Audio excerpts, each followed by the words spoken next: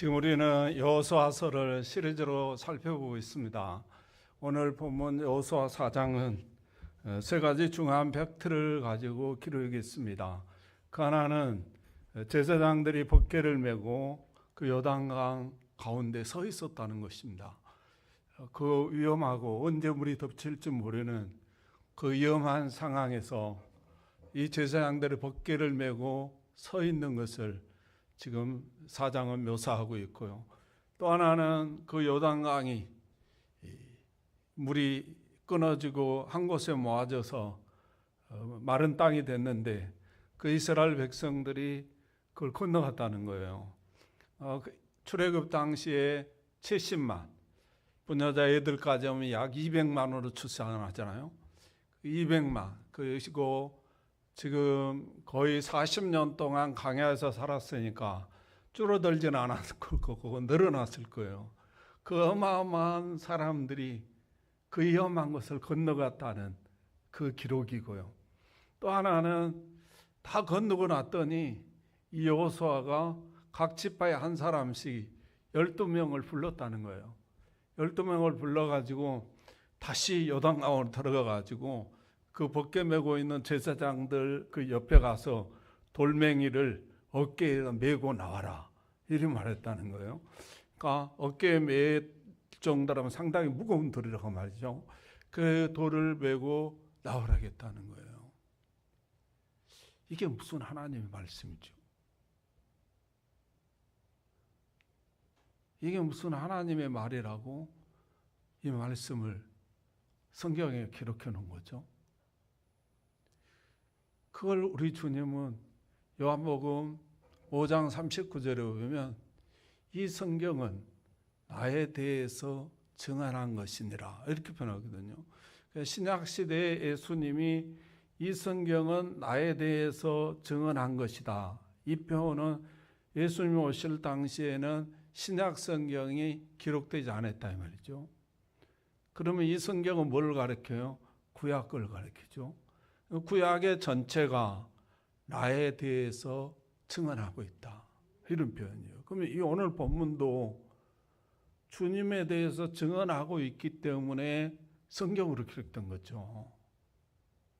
무엇이 주님에 대해서 증언하고 있는가에 대해서 오늘 살펴보면서 은혜 받는 귀한 시간이 되시기를 주님의 이름으로 축복합니다. 자, 이런 내용입니다.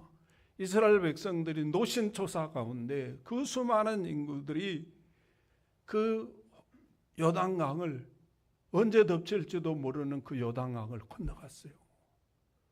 다 건너가고 이제 제사장들만 나오면 끝나는 거 이게.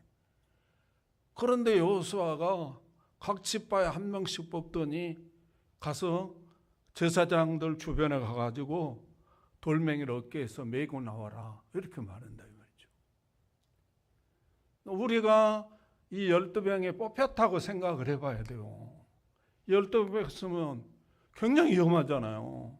지금 물이 한 곳에 모아지고 있어요. 여러분 그 요단강이 넘치도록 흘렀던 물이 한 곳에서 모아져 가지고 지금 물이 끊어진 상태예요. 그러므로 이게 언제 다시 덮칠 줄 모른다 이 말이죠. 이런 것을 다시 가서 돌을 주워갖고 오라고 지금 여호수아가 말하고 있다는 거예요. 그러면 우리 같으면 뭐라고 그래야 돼요? 만약에 여호수아가 여러분 아들에게 그랬다, 딸에게 그랬다, 그러면 아이고 다른 사람한테 시키라고 이렇게 말해야 된다는 거죠. 왜 나에게 그런 걸 시키냐고 말이에요. 왜 나를 픽업해가지고 죽이려고 하냐 그런 말이에요. 12명의 입장에서 보면 또 내 자식이 그렇게 뽑혔으면 왜 내 자식이냐 이 말이죠. 다른 자식들도 얼마나 많은데 왜 하필은 내 자식이냐고 그러면서 거절해야 된다는 거죠. 또 하나는 들어가면 죽을 수 있는 곳이라는 거예요. 왜? 다시 말하자면 요단강이 막 넘치도록 흘러내렸다고 말해요. 그러니까 앙수천이 막 넘치도록 흘러내리다가 지금 저 한 곳에 모아졌어요 물이. 그러면 그 물이 언제 다시 덮쳐버릴 줄 몰라. 그런 곳을 그 중앙에 서 있는데 거기 가서 돌을 주워거라 한다고 말이죠. 그러므로 이 잘못하면 죽는 것이잖아요. 그러므로 뭐라 그래야 돼요? 아이고 뭐 여기도 돌 많이 있습니다. 이것 갖다 세웁시다. 이래야 된다는 거죠. 아니 무슨 세월이 지나면 그 돌이나 똑같은 돌이지. 합리적으로 생각해 보면 왜 그 요단강의 중앙에 제사장들이 서 있는 주변에 돌이면 꼭 필요하냐 이거죠. 세월이 지나가면 그 돌이나 이 돌이나 다 똑같으니까 중간에 돌 갖다가 줘야 된다고 말이에요. 그게 합리적이잖아요. 늘 중요하지만요. 사람이 이경에 빠지면 가족 생각이 나요. 제가 목회하면서 많은 분들 신방도 하고 또 병원 신방 하잖아요. 특별히 중환자실에서 이제 사선을 넘나드는 환자들 있잖아요. 이분들이요, 다른 분 오는 거 반가워하지 않아요. 누구만 기다리고 있어요? 가족들만 기다리고 있어요. 내 말이 이해가 안 되면요, 중환자실에 한번 가보세요. 가족만 기다리고 있어요. 저 중환자실에 있어 봤어요. 아니 막 아파 죽겠어 그냥. 어떤 사람은 그냥 아이고 이래 죽었으면 좋겠다 이 정도라. 근데 그 아픈 데 와가지고 막 어쩌냐고 저쩌냐고 하면 그렇잖아. 그 가운데서 누구를 기다리냐면요, 가족을 기다려요. 그만큼 가족은 소중한 거예요. 내 자식, 내 부모, 내 아내, 내 남편. 이분들에게도는 가족이 있어요. 들어가서 잘못하면 죽을 수 있고 떠내려갈 수 있는 이 상황에서 얼마나 가족이 그렇겠어요. 그러므로 절대로 들어가면 안 되는 곳이라는 거예요. 여러 가지 논리를 펴고 뭐 소위 말하면 궤변을 늘어나서라도 들어가지 말고 옆에 돌이라도 갖다 줘야 된다 이 말이죠. 다 똑같은 돌이니까. 그런데 오늘 본문에 보니까 이 12명의 사람들은 그 위험한 곳에 들어가서 돌을 메고 나와서 세우더라는 거예요. 무엇이 그들로 하여금 이렇게 만들었을까? 이렇게 보니까요, 6절 7절에 보니까 이렇게 말씀하시더라고. 6절 7절입니다. 이것이 너희 중에 표징이 되리라. 후일에 너희의 자손들이 물어 이르되 이 돌들은 무슨 뜻이냐 하거든 그들에게 이르기를 요단물이 여호와의 언약궤 앞에서 끊어졌나니 곧 언약궤가 요단을 건널 때 요단물이 끊어졌으므로 이 돌들이 이스라엘 자손에게 영원히 기념이 되리라 하라 하니라. 이렇게 표현해 있어요. 무슨 내용이냐면요, 지금 하나님께서 요단강을 물이 끊어지고 해가지고 한 곳에 물이 모이게 했다는 거예요. 이 놀라운 기적, 이 놀라운 이적, 이 놀라운 하나님의 은혜를 너희 자손들에게 전해야 된다는 거예요. 너 어떻게 전해야 되느냐? 이 돌을 갖다가 세워가지고 자녀들이 이 돌에게 왜 이 돌이 이렇게 서 있습니까? 이리 말하면 이 은혜를 전하라는 거예요. 아, 이 사람들이 왜 이렇게 위험한 곳에 목숨을 걸고 들어갔는가 이리 봤더니 자기 후손들에게 하나님이 자기들에게 베풀어준 이 놀라운 기적, 이 놀라운 이적, 이 놀라운 은혜를 영원토록 전해주고 싶어서 들어갔다는 거예요. 사랑하는 성도 여러분, 우리나라에 유교로 찌들어 있고 굶주림과 배고픔과 찌들어 있는 이 민족에게 영국, 미국 그 당시에 먹고 살 만한 나라들이죠. 그 선교사들이 이 나라에 들어오면 죽습니다. 말할 수 없는 고통과 수모를 겪어야 합니다. 그걸 모르는 선교사들이 하나도 없어요. 그런데요, 그분들이 목숨을 걸고 이 나라에 들어왔어요. 왜 그랬어요? 하나님의 은혜, 자기에게 베풀어 주신 그 하나님의 놀라운 은혜를 이 민족에게 전해주기 위해서 오셨어요. 이 민족에게 무슨 돈을 받고 뭐 권세를 얻고 이러기 위해서 온 게 아니에요. 이게요, 우리 주님의 모습이고요, 이게 우리 주님의 사상이고요, 이게 우리 주님의 생각이에요. 우리 주님은 우리 입장에서 보면 오신 거예요. 주님 입장에서 보면 가신 거고 들어온 거죠. 십자가도요, 우리 입장에서 보면, 주님 입장에서 보면 십자가로 들어가신 거예요. 근데 주님 입장에서 이 땅으로 들어가시면, 우리 입장에서 오시는 거고, 들어가시면 멸시와 천대와 굶주림과 헐벗음이 기다리고 있는 거 우리 주님은 너무나 잘 아셨어요. 그럼에도 불구하고 이 땅에 들어오신 거예요. 요단강 같은 그 위험한 이 땅에 우리 주님이 들어오신 거예요. 십자가요, 우리 주님은 거기 들어가시면요, 수치와 모욕과 말할 수 없는 고통과 말할 수 없는 비명과 그 고통을 담으면서 죽는 걸 누구보다 잘 알았어요. 그래서요, 마태복음 26장에 보면 겟세마나에 기도하는 내용이 나오는데요, 매우 근심했다 그랬어요. 이 말은요, 원문에 들어가면 너무너무 고통스러웠다는 거예요. 말할 수 없이 고통스러워서 말할 수 없이 울었다 그 말이에요. 그러면서 하는 말이, 이 잔을 나에게서 옮길 수만 있으면 옮겨주세요, 이렇게 표현하고, 끝에 가서 내 뜻대로 마시고 아버지 뜻대로 하시옵소서. 이 잔을 나에게 옮길 수만 있으면 옮겨주십시오. 이 말은 뭐요? 예수님 인생은 그 십자가에 들어가기 싫다는 거예요. 왜? 수치와 모욕과 천대와 고통이 기다리니까. 그런데도 불구하고 우리 주님은 그 고통의 자리에, 그 수치의 자리에, 그 목욕의 자리에 기꺼이 들어가시더라는 거예요. 왜 들어가셨나? 성경은 뭐라고 그러냐면 이렇게 표현해요. 천국을 가르쳐주기 위함이라는 거예요.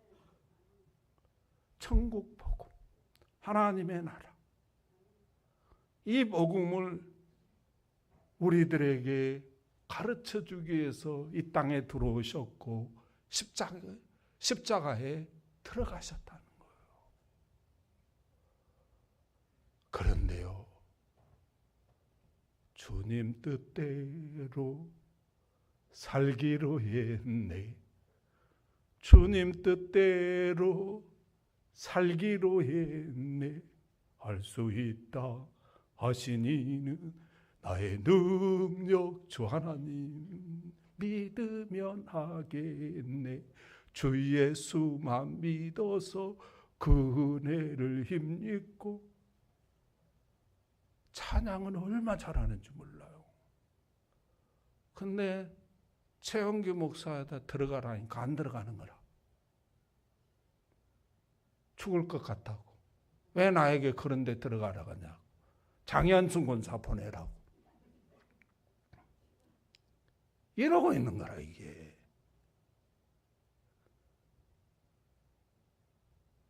김지스 아들 보내라고 막 이러고 있고. 그래도 겨우 또 들어가나 싶었더니 옆에 있는 돌 갖다 놓는 거라. 무슨 말이냐면 이상 모리아 산에 갖다 드리라고 그랬더니요. 그 사흘길을 걸어갔다가는 그 더운 나라에서. 근데 아이고 힘드니까 그냥 아차산에 갔다가 아차산이 아니고 철마산에 갖다 드려버리지 뭐. 그러려 놓고 이삭 잡아서 죽여버린 거라 그냥. 그러고 하나님이 원망하고 있어요. 나는 했는데 왜 하나님 안 들어줬냐 이거. 이런 분들은 막 수두룩 걱정하는 거라. 하나님 언제 모리아산에 드리라고 그랬지 철마산에다 갖다 드리라고 그랬습니까? 자기는 철마산에 갖다 드려놓고 드렸다는 거예요. 하나님은 안 받았다 이놈아. 지금 그 싸움하고 있어요. 그런데요. 이 12명의 사람들이 보니까 그런 핑계 대지 않고 우리 주님처럼 그 십자가 같은 요단강 안으로 들어가서 돌을 메고 와가지고 기념비를 세우는 거예요. 이 모습을 보시고 우리 주님이 제사장들이 벗게 메고 나오도록까지 물을 막아주셨다니까. 그 어마어마한 물, 요단강이 꽉 차서 흘러가던 그 물을 한 곳에 먹어가지고 제사장들이 나오도록까지 버텨주시고 막아주시고 지켜주시는 놀라운 축복의 역사가 일어나고요.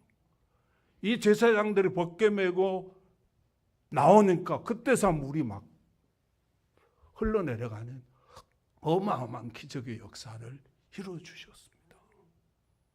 뿐만 아니라 이들을 여호수아에게 인정받게 되고 하나님께 인정받게 되고 여호수아의 정권 하에서 중요한 각 지파의 역할을 맡는 그러한 축복의 사람들이 되었어요. 사랑하는 성도 여러분, 하나님은 살아계십니다. 하나님이 살아계시다. 시작. 어떤 사람은요, 차갖고 신호 위반을 했어. 걸렸네 경찰한테. 어떤 놈은 살인해갖고도 그냥 잘 먹고 잘 살고 이거 별것도 아닌 거 잡아가지고 벌금 물게 하고 그러냐고 성질 나가지고 막 그런 사람이 굉장히 많아. 그러면 살인한 사람은 죄고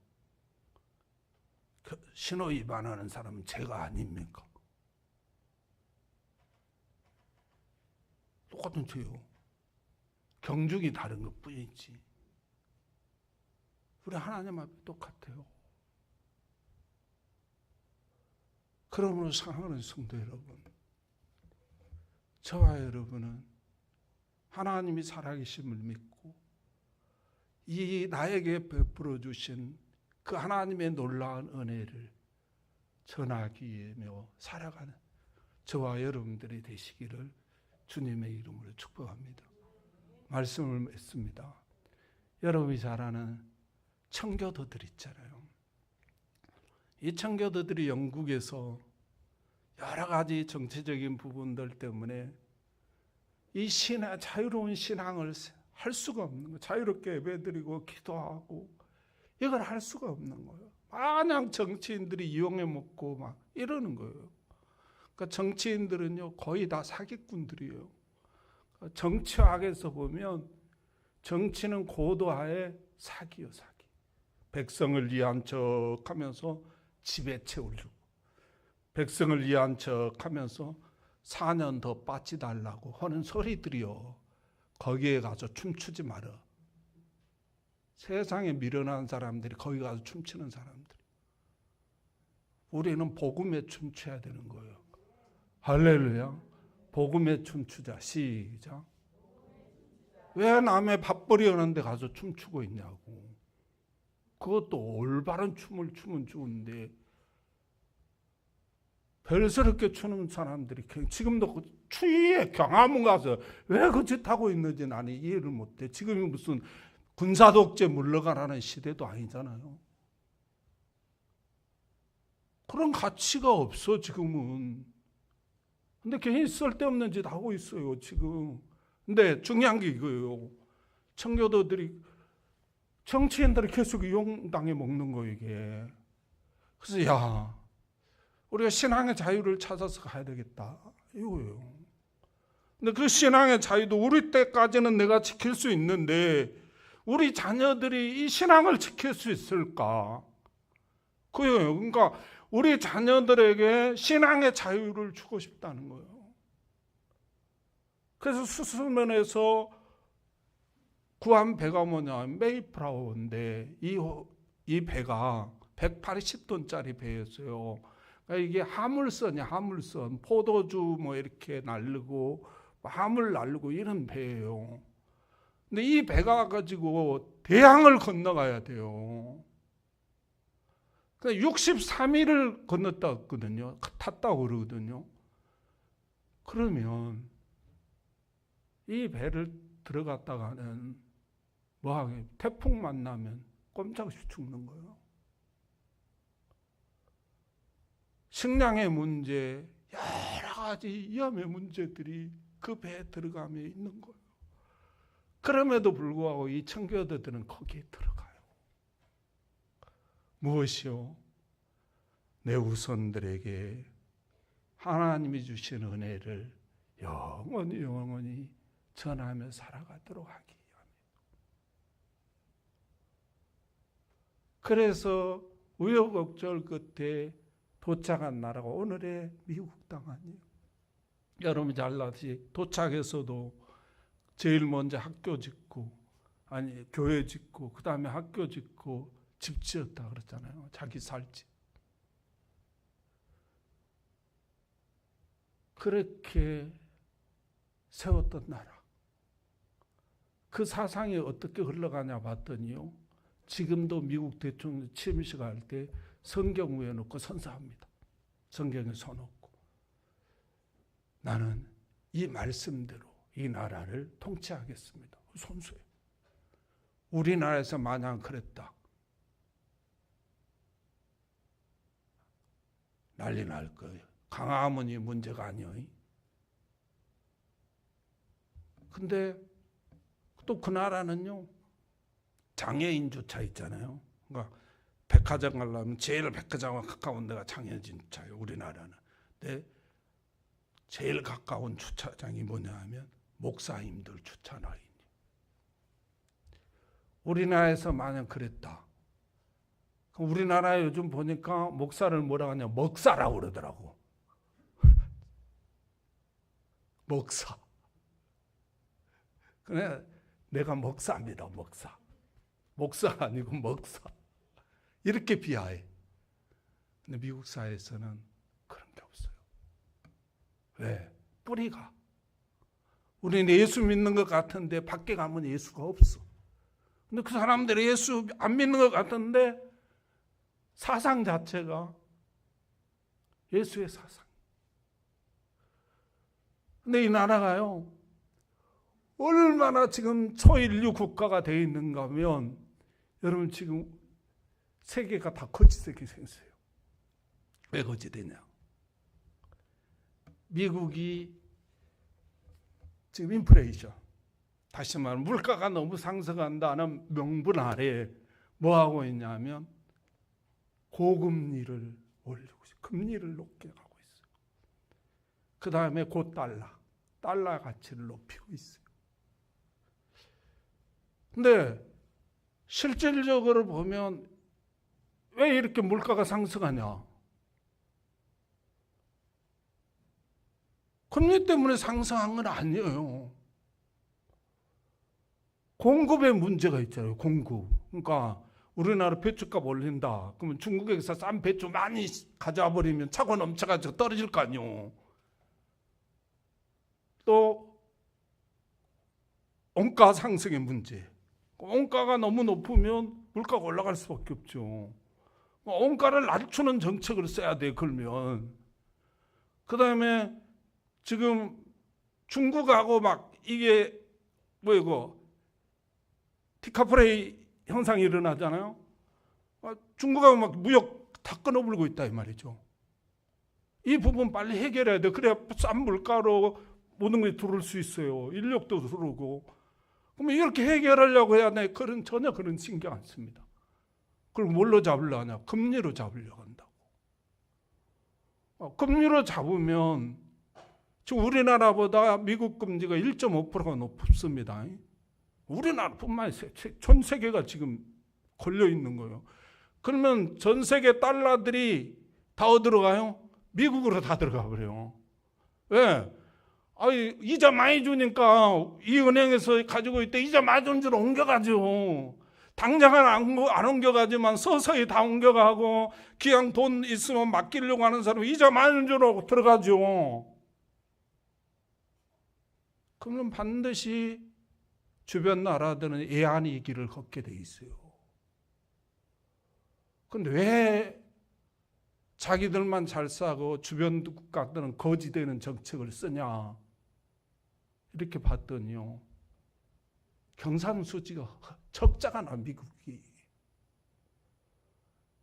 제가 봤더니 2020년도에 600억 달러가 적자예요. 2021년도에 800억 달러가 적자입니다. 800억 달러를 우리 돈으로 계산하면 약 100조가 돼요. 100조. 이게 기하급수적으로 막 늘어나는 거라.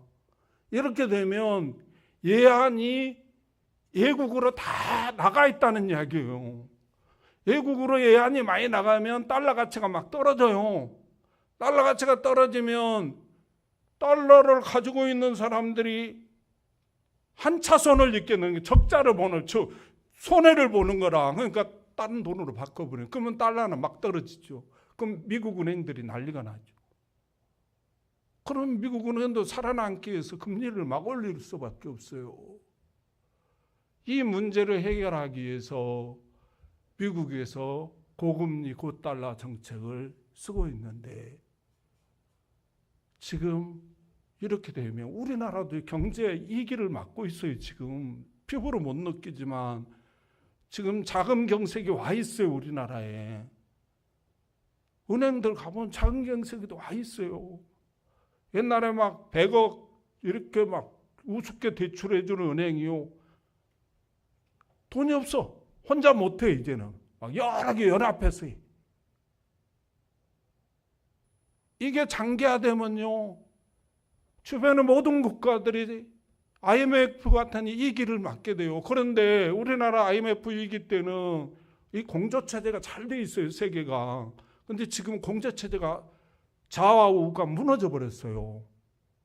그래가지고 미국만 너만 잘 살려고 막 하는 정책을 뻔히 보고 있으니까 이 공조체가 원활하지가 않아요.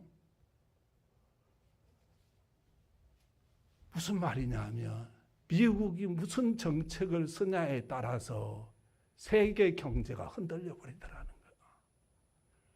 이런 초인류 국가로 하나님이 만들어 놓으셨어요. 어마어마한 역사예요. 사는 성도 여러분, 아무리 힘들고 어렵고 미래가 불투명하고 그런다 할지라도 하나님의 말씀이 진리라는 사실을 믿으시기를 주님의 이름으로 축복합니다. 그래서 하나님 말씀대로 자녀들에게 이 말씀, 내 후손들에게 이 말씀을 전해주기 위해서 항상 결정하고 그 말씀을 따라가는 삶을 사시기를 주님의 이름으로 축복합니다. 그래서 알다 보면 비록 힘들고 어려운 가운데서도 하나님의 말씀을 따라 살아가면 하나님이 그 모습을 보시고 하나님의 때에 하나님께서 역사하시는 일이 일어난다는 사실을 꼭 믿으시기를 주님의 이름으로 축복합니다. 기도하겠습니다. 하나님 감사합니다. 오늘도 우리에게 귀한 말씀을 주시고 오늘도 우리에게 귀한 은혜를 주시고 오늘도 우리에게 귀한 축복의 말씀으로 함께해 주신 하나님 은혜와 사랑을 감사합니다. 오늘도 하나님 말씀을 받고 보니 많이 부끄러운 모습들이 있습니다. 하나님이 용서하시고 이제는 어떤 어려움과 어떤 환난이 예상된다 할지라도 하나님의 말씀을 붙잡고 정말 살아가는 저희들이 되게 하시고 이 말씀을 후손들에게 전해주기 위해서 책임 있는 삶을 살아갈 수 있도록 축복하여 주시옵소서. 우리 주님께서 도와주시며 놀라우게 축복할 줄 믿고 예수님의 이름으로 감사하며 기도하옵나이다. 아멘.